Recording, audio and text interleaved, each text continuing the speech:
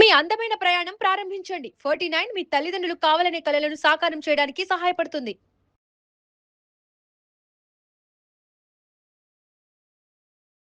Hello hello Rahul గారండి? Hello ఎవరు? నేను జయానండి, అందమైన జీవితం ప్రోగ్రామ్ నుంచి కాల్ చేస్తున్నాను. Hello madam. నమస్తే మేడం. నమస్తే అండి. నమస్తే రాహుల్ గారు. మేడం మేడం మీరు ఇంత తొందరగా రియాక్ట్ అవుతారు అనుకోలేదు మేడం. మీ మెయిల్ చూసి వెంటనే మాట్లాడాలి అని చెప్పి ఇమీడియట్ గా స్టార్ట్ చేశామండి కాల్ చేయటం. నేను అయితే డాక్టర్ గారు ఉన్నారు, డాక్టర్ కళ్యాణ్ చక్రవర్తి గారు కూడా ఉన్నారు స్టూడియోలో. మేడం ఒక్కసారి మీ thank you so much madam for calling. మీ కాల్ కోసం వెయిట్ చేస్తున్నాను మేడం. ఎప్పుడు కాల్ చేస్తారా, ఎప్పుడు మాట్లాడదామా? అదే డాక్టర్ గారు ఇచ్చే ఒక చిన్న సలహా లేకుంటే సూచన జీవితంలో ఒక మలుపు తిరగొచ్చు అనే ఒక ఉద్దేశమేనండి. దానికోసమే ఈ ప్రోగ్రాము మీకు ఇమీడియట్ గా కాల్ చేయటం ఉద్దేశం కూడా అదేనండి. ఒక్కసారి మాట్లాడండి డాక్టర్ గారితో. నమస్తే సార్. నమస్తే నాన్న, చెప్పినాను ఏంటి సమస్య, మీ వయసు ఎంత, మీరు ఎక్కడి నుంచి మాట్లాడుతున్నారు? సార్ నా పేరు రాహుల్ సార్. నాకు 29 years సార్. నేను వైజాగ్ నుంచి కాల్ చేస్తున్నాను sir. Okay. I'm working as a software engineer sir. 1.5 and above నేను take home every month sir. Super super. Very good నాన్న. సార్ యాక్చువల్లీ నా బాధ ఏంటంటే సార్, నేను ఎందుకు మెయిల్ చేశానంటే సార్, నేను ఎన్నో సంబంధాలు చూశాను సార్, కానీ ఏది నచ్చలేదు. నేను రీసెంట్ గా ఒక సంబంధం చూశాను సార్. ఆ అమ్మాయి బాగా నచ్చింది సార్ నాకు. చాలా చాలా అంటే చాలా బాగా నచ్చింది. మంచి బ్రాడ్ మైండెడ్ మంచి అమ్మాయి. తనతో మాట్లాడిన తర్వాత ఆ పెళ్లి చూపుల్లో నాకు తెలిసింది సార్. నేను ఆ పెళ్లి చూపులు అయిపోయిన తర్వాత ఒక 7 to 8 times ఫోన్ లో కూడా మాట్లాడాను సార్ అమ్మాయితోని. ఇంకా మా నాన్నతో చెప్పాను, నాన్న నాకు ఎలాంటి కట్నం వద్దు మనకి, నాకు అమ్మాయి చాలా బాగా నచ్చింది, ఈ అమ్మాయినే చేసుకుంటాను నేను అని చెప్పేసి అంటే, ఇంకా మా అమ్మ నాన్న వాళ్ళు చాలా సంతోషంగా ఫీల్ అయ్యారు సార్. ఫీల్ అయ్యి ఓకే అక్కడికి వీడు పెళ్లికైతే ఒప్పుకున్నాడు కదా అని చెప్పేసి వాళ్ళు డిసైడ్ అయ్యి చాలా అరేంజ్మెంట్స్ చేసుకున్నాం సార్. అంటే అన్ని వచ్చిన సంబంధమేనా రాహుల్ ఇది? అవును మేడం. మొత్తం అన్ని అరేంజ్ చేసుకున్నాం మేడం. మ్యారేజ్ చాలా గ్రాండ్ గా చేయాలి, అంగరంగ వైభవంగా చేయాలి అన్న ఇదితోని అరేంజ్ చేసుకున్నాం మేడం. అరేంజ్ చేసుకున్న పెళ్లి కార్డులు కూడా అన్ని కొట్టించేసాం మేడం. కొట్టించేసిన తర్వాత సడన్ గా ఏమైందో, నాకు ఈ మ్యారేజ్ వద్దు అని చెప్పేసి క్యాన్సిల్ చేసేయండి అని చెప్పేసి అన్నదండి. దేనికో అర్థం కాలేదు మేడం. ఎందుకు ఇలాగ అన్నదో అర్థం కాలేదు.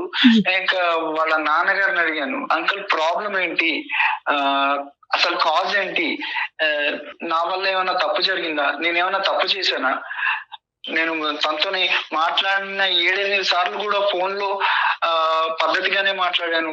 దెన్ వై షీ రిజెక్టెడ్ మీ. అమ్మాయితో మాట్లాడారా మీరు? మళ్ళీ ఎందుకు రిజెక్ట్ చేసింది ఏంటని మాట్లాడదామని ట్రై చేస్తుంటే నా కాల్ లిఫ్ట్ చేయట్లేదు మేడం. నా కాల్ కట్ చేస్తుంది. ఫ్యూ క్వశ్చన్స్ రావాలి. ఒకటి, ఆ అమ్మాయిలో ఏం నచ్చింది రావాలి నీకు అంత ఇదిగా? అంటే చూడటానికి అందంగా ఉంటుందా, చదువా, లేదంటే డిసిప్లినా, ఏంటి, ఏం నచ్చింది మీకు? ఏం చూస్తున్నారు మీరు? ఒక అమ్మాయిలో ఏం చూసేవారు పెళ్లికి ముందు? ఆ అమ్మాయి మాట్లాడే విధానం బాగుండాలి. అమ్మాయి నాకు అందంగా తెల్లగా ఇది అది అన్నది కాదు సార్. ఆ అమ్మాయి ఎంత పద్ధతిగా ఉన్నది అన్నది నాకు కావాలి.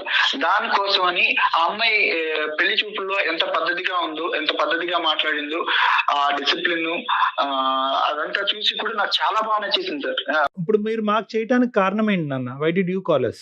I humbly request, please sir, నాకు ఆ అమ్మాయి ఎలాగైనా కావాలి. మీరు నా తరపు నుంచి ఆ అమ్మాయికి కాల్ చేసి కాజ్ ఏంటో కనుక్కొని నాకు మళ్ళీ ఆ అమ్మాయి నన్ను ఒప్పుకొని నన్ను పెళ్లి చేసుకునేలా చేస్తారు అన్న ఇంటెన్షన్ తోని నేను మీకు ప్లీజ్ హెల్ప్ మీ సార్. పెళ్లి కుదిరిన తర్వాత ఇలాగ వెనకడుగు వేయటం ఎంతో బలమైన కారణం ఉంటే తప్ప ఇలా వెనకడి వేయటం అనేది అబ్సల్యూట్లీ తప్పు నాన్న.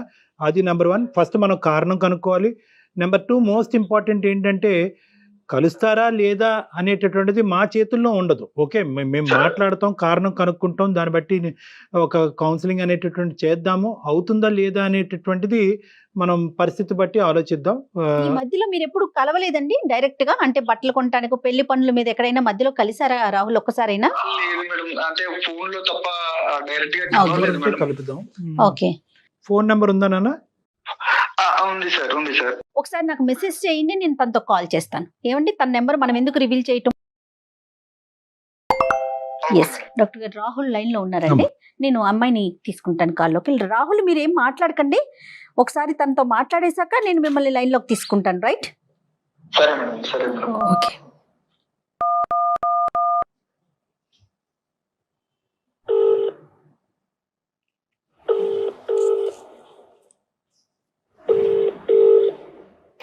హలో హలో, హలో నేను సుమన్ టీవీ నుంచి మాట్లాడుతున్నానండి, అందమైన జీవితం ప్రోగ్రామ్ నుంచి. మీతో కొంచెం, నాతో పాటు డాక్టర్ కళ్యాణ్ చక్రవర్తి గారు కూడా ఉన్నారు. ఓకే. ఒక చిన్న విషయం మీద మీతో మాట్లాడదామని కాల్ చేశాను. మీరు పర్మిషన్ ఇస్తే మాట్లాడతామండి. తప్పకుండా అండి. రైట్ డాక్టర్ గారు.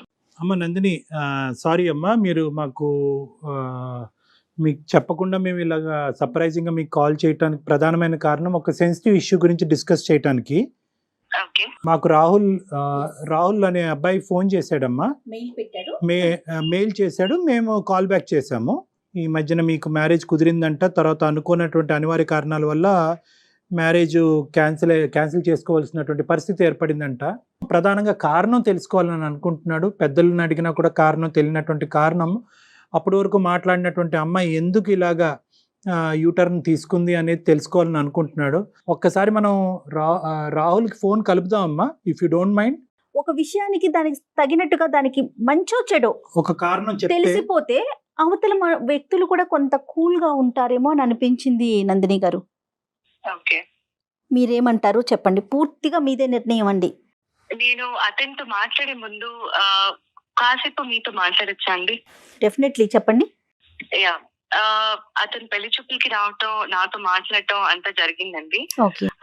బట్ ఈ ప్రాసెస్ లో పెళ్లి చూపులు జరుగుతున్న ఒక ఆడపిల్ల తన ఇంటికి వస్తున్న ఒక అబ్బాయి గురించి ఏ మాత్రం నాలెడ్జ్ ఉండదు. ఒక ఆడపిల్ల ఏం ఆశిస్తుందండి, తన కాబోయే భర్త ఒక మంచివాడు అయి ఉండాలి, ఒక మంచి సంస్కారవంతుడు అయి ఉండాలి. తల్లిదండ్రుల దగ్గర పెరిగిన ఆడపిల్ల కాబోయే భర్త గురించి ఎన్నో ఆశలు పెట్టుకొని ఉంటుందండి. అవునవును. ఇప్పుడు దాకా ఉండదు. ఒక ఎత్తు అయితే పెళ్లి తర్వాత రాబోయే జీవితం గురించి ఏ ఆడపిల్ల అయినా ఎన్ని కలలు కంటుందండి. నా తల్లిదండ్రులు ఒక సంబంధం తీసుకొచ్చి, అమ్మ ఒక అబ్బాయి వస్తున్నాడు, నేను చూడటానికి వస్తాడు అని చెప్పినప్పుడు చాలా సంతోషంగా ఎన్నో ఆశలతోటి వచ్చానండి. నేను కూడా యాక్సెప్ట్ చేశాను అబ్బాయిని. వచ్చాడు, నాతో మాట్లాడాడండి. ఈ మాట్లాడే కాన్వర్సేషన్ లో నన్ను మన ఇద్దరం పర్సనల్ గా మాట్లాడుకుందాము అన్నాడు. అన్నప్పుడు తప్పకుండా అన్నాను. లేచి పక్కకు వచ్చాము ఇద్దరము. ఆ మాట్లాడుతున్న కాన్వర్సేషన్ లో అతను ఒక మాట అడిగాడండి.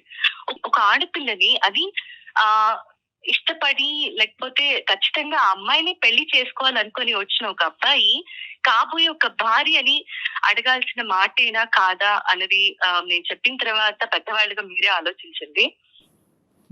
చెప్పండి అమ్మా. నేను చెప్పలేకపోతున్నానండి. అయ్యో. ఒక గౌరవ మర్యాద కుటుంబంలో పుట్టి పెరిగిన ఆడపిల్లని నేను చాలా సంస్కారవంతంగా మాట్లాడతాను ఎవరితో అయినా సరే. అలాంటిది నన్ను పట్టుకొని అయ్యో వర్జిన్ అని అడిగాడండి.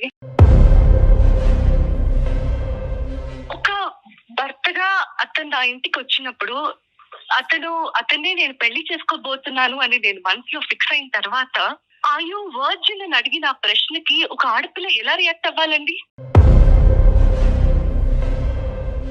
అలాంటి వాడు రేపు నన్ను ఏం చూసుకుంటాడండి?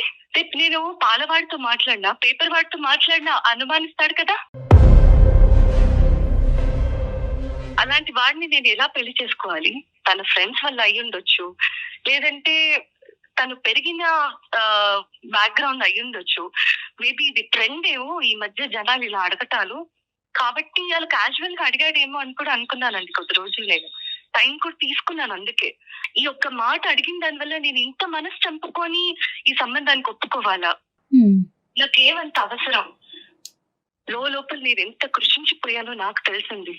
ఆ మాటకి అతని మొహం చూడాలన్నా, తిరిగి మళ్ళీ అతనితో మాట్లాడాలన్నా నాకు ఎలా మనసు వస్తుంది? సారీ అమ్మా, నిజంగా ఈ అబ్బాయి ఈ మాట నిన్ను అడిగాడని మాకు తెలుసుంటే అసలు మీకు కాలే చేయకుండా ఉండేవాడు. అవునండి. ఎందుకంటే because this ends all conversations. ఈ ఒక్క ప్రశ్న ఏదైతే, ఈ అసభ్యకరమైనటువంటి ప్రశ్న ఏదైతే ఈ అబ్బాయి నిన్ను అడిగాడో, మరి తెలివి ఉండి అడిగాడా, తెలివి తక్కువగా అడిగాడా, మత్తులో అడిగాడో మాకు తెలియదు, కానీ ఏదైతే ఇది అడిగాడో this puts an end to all conversations. పెళ్ళి అనేటటువంటిది కుదిరింది, వెడ్డింగ్ ఇన్విటేషన్స్ వేశారు, అందరినీ పిలుచుకున్నారు, కాబట్టి ఈ కారణం అనేటటువంటిది ప్రపంచానికి తెలియాలి కాబట్టి మేము ఫోన్ చేసాం. ఒక 10 నిమిషాలు ఒక మనిషితో మాట్లాడితే చాలు కదా డాక్టర్ గారు, అతని క్యారెక్టర్ ఏంటో, అతని మనస్తత్వం ఏంటో తెలుసుకోవటానికి. కాదమ్మా నందిని, సహజంగా ఏంటంటే ఇలాంటి సినారియోస్లో అబ్బాయిలు అమ్మాయిలను కొన్ని ప్రశ్నలు అడుగుతారు, అమ్మాయిలు అబ్బాయిలను కూడా ప్రశ్నలు అడుగుతారు. అవతల వాళ్ళ సెన్సిటివిటీస్ అర్థం చేసుకుని నీ లైఫ్లో ఎవరైనా ఉన్నారా అనేటటువంటిది ఒక ప్రశ్న అడుగుతారు. నెంబర్ 2, ఆ లైఫ్లో ఉండేటటువంటి వ్యక్తి ఎలా వెళ్ళిపోయారు అనేది అడుగుతారు. డైరెక్ట్గా ఈ ఫిజికల్ ఇంటిమసీకి సంబంధించినటువంటి ఒక అంశాన్ని, చాలా సెన్సిటివ్ అంశం ఒక ఆడపిల్లకి, ఆ అంశం ముట్టుకునేటప్పటికి మీకు చాలా మనసు చాలా హర్టింగ్ అనిపించింది, మనసు విరిగిపోయింది. నందిని, మీరు అనుమతిస్తే ఒక్కసారి రాహుల్ని లైన్ లోకి తీసుకుందాం నందిని. అంటే విషయం ఏంటి అనేది అతనికి తెలిసింది అనుకోండి, అతను చేసిన దానికి అతను పశ్చాత్తాపడతాడా, లేకుంటే ఇంకా అది అప్ టు అతని పరిస్థితి. ఈ ఇష్యూని నందిని ఎంత గాయపడినా, ఎంత బాధపడినా ఈ ఇష్యూని క్లోజ్ చేయవలసినటువంటి బాధ్యత మీ మీద ఉంది. ఇది ఓన్లీ పెళ్లి చూపులు, పెళ్లి చేయాలని అనుకోవటం కాదు, ముహూర్తాలు పెట్టుకుని పిలుపులో జరిగినటువంటి ఒక పెళ్లికి ముందు జరిగేటటువంటి ఒక చాలా పెద్ద తంతు. ఇది ఇద్దరు మనుషులకు సంబంధించింది కాదు, 2 కుటుంబాలకు సంబంధించినటువంటి అంశం. ఈ అబ్బాయి ఇలా మాట్లాడినా కూడా అట్లీస్ట్ వాళ్ళ తల్లిదండ్రులకి ఎందుకు ఇది జరిగింది అనే అంశం తెలియాలి, కాబట్టి ఈరోజు మీరు రాహుల్తో మాట్లాడితే బాగుంటుందని నాకు అనిపిస్తుంది. ఓకే, ఒక్కసారి రాహుల్ని నేను కనెక్ట్ చేస్తానండి. రాహుల్ గారు, నేను నందినితో మాట్లాడానండి, డాక్టర్ గారు కూడా మాట్లాడారు. ఒక్కసారి మీతో మాట్లాడతారట. దయచేసి ఇష్యూని పెంచుకోవద్దండి, ఒకసారి ఆవిడ ఏం చెప్తున్నారో వినండి. ఓకే నందిని గారు, రాహుల్ లైన్ లో ఉన్నారండి, మాట్లాడండి. హలో హలో నందిని, నేను రాహుల్. చెప్పు రాహుల్. అది కాదు నందిని, ఎందుకు రిజెక్ట్ చేసావు చెప్తావా నందిని? నువ్వు నాతో ఏమన్నావు? పర్సనల్ గా మాట్లాడడం ఇద్దరం అన్నావా? పెళ్లి తీసుకెళ్ళి మరి అన్నావు కదా. నువ్వు ఇంత చేసి పబ్లిక్ లో పెట్టావు కదా ఇష్యూని. ఇంకా నేను పబ్లిక్ లోకి వచ్చాక కూడా చెప్పకపోతే, నువ్వు నన్ను ఎంత హర్ట్ చేసావు అన్నది చెప్పకపోతే, నలుగురిలో నేను తలదించుకొని బతకాల్సిన అవసరం వస్తుంది. నువ్వేం అడిగావు నన్ను ఒకసారి గుర్తు తెచ్చుకో రాహుల్. వర్జిన్ అని అడిగావు, నన్ను పట్టుకొని నువ్వు వర్జిన్ అని అడుగుతావా? ఏమనుకుంటున్నావు నీ గురించి? ఇదేనా నీ సంస్కారం? ఇదేనా నీ తల్లిదండ్రులకు నేర్పించే నీ సంస్కారం? ఒక్కసారి ఆలోచించలేదా రాహుల్? నన్ను అంత ఇష్టపడ్డానన్నావు కదా రాహుల్. ఇలాంటి మాట అడగాల్సింది ఒక కాబోయే భార్యని. ఇష్టపడిన వాడు ఇలాంటి మాట అడుగుతాడు కాబోయే భార్యని పట్టుకొని? సారీ రాహుల్, నువ్వు నన్ను చాలా బాధ పెట్టావు రాహుల్.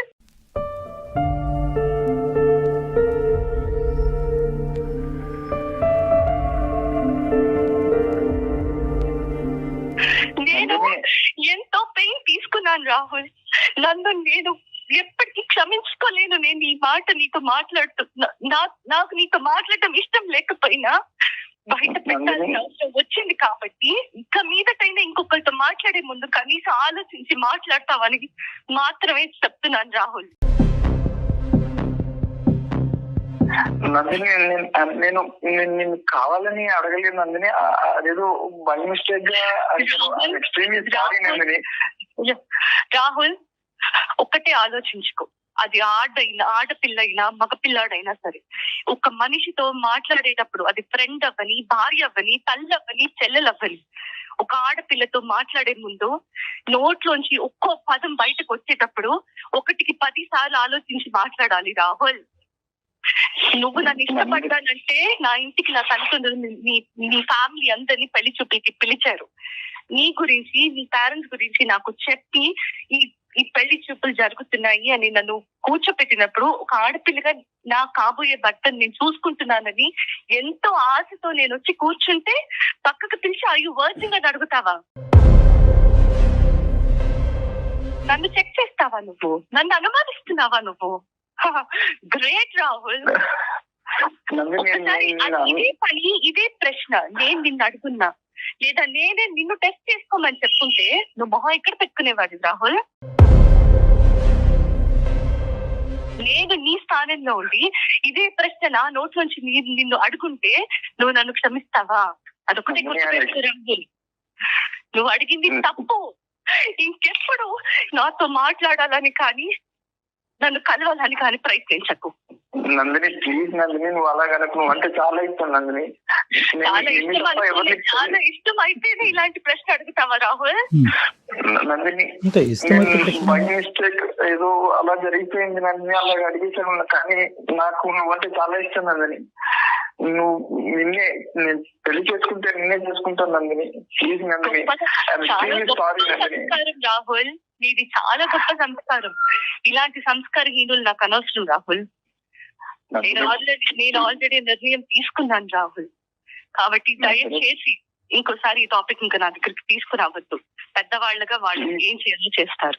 ఓకే ప్లీజ్ నందిని, నన్ను అర్థం చేసుకో నందిని. రాహుల్ ప్లీజ్ రాహుల్, నువ్వు అంటే చాలా ఇష్టం నందిని. నేను చేసుకుంటే నేనే చేసుకుంటాను Nandini. Please Nandini.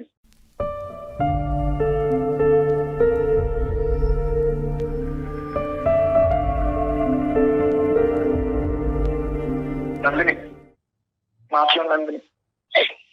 Sorry doctor, emotional. నా వల్ల తప్పు జరిగిపోయిందండి. అంటే నేనేదో బై మిస్టేక్, నేను కావాలని నందిని నేను అనుమానం పడలేదు, లేకపోతే నన్ను అలా అడగాలని అడగలేదు. బై మిస్టేక్ గా వచ్చేసింది. కానీ నేను చేసిన తప్పే డాక్టర్ గారు. కానీ పెళ్ళంటే చేసుకుంటే నందిని నేను చేసుకుంటాను డాక్టర్ గారు. పోష్ కల్చర్ని ఎక్కడెక్కడ పెట్టుకోవాలో అక్కడ పెట్టుకోవట్లేదు. అనవసరమైన ప్లేసెస్లో ఆ కల్చర్ని మనం అడాప్ట్ చేసేసుకోవటం అసలు మన కల్చర్ అండి ఇలా మాట్లాడటం అనేది.